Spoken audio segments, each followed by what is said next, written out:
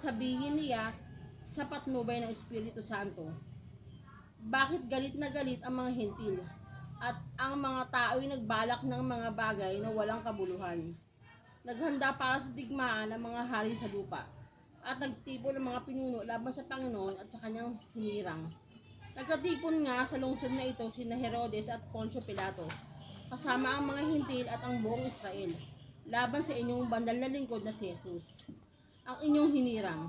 Nagkatipon sila upang isagawa ang lahat ng bagay na inyong itinakda noong una pa man ayon sa inyong kapangyarihan at kalooban.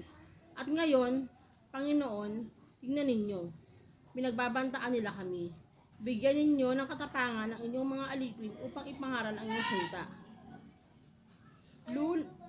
Iunat ninyo ang inyong kamay upang magpagaling at loobin ninyo sa pangalan ng inyong banal na lingkod na si Jesus ay makagawa kami ng mga himala. Pagkatapos nilang manalangin, nayanig ang kanilang pinagtitipunan, silang lahat ay napuspos ng Espiritu Santo at buong tapang na nangaral ng salita ng Diyos. Amen. Purihin ang Panginoon sa pagbasa ng kanyang banal na salita. Thank you.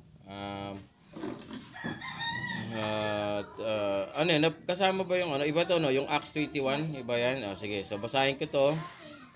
So nabasa na ni Sister Tara yung first part dito sa Pentecost, about Pentecost.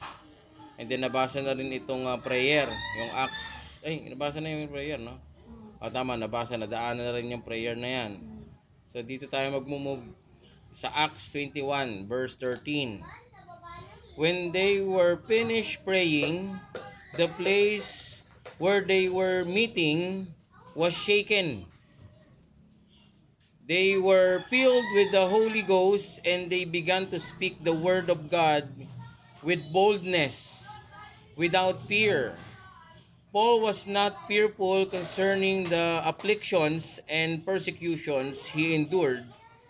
He did not fear what man could do to him. Not knowing what he could face in Jerusalem, he boldly said, "For I am ready not to be bound only, but also to die at Jerusalem for the name of the Lord Jesus Christ." Acts 21, chapter 21, verse 13. Grabe yung boldness, yung tapang talaga na ginawa ng Pentecost sa kanila, no, ng Holy Ghost. Dapat ganyan din tayo pag tayo ay mangangaral sa kung saan naman tayo dalhin at sabihan ng banal na Espiritong mangaral. Sa street preaching, yung ganyang tapang, napakaganda niya, no? Grabe, handang mamatay. Kahit anong mangyari sa kanya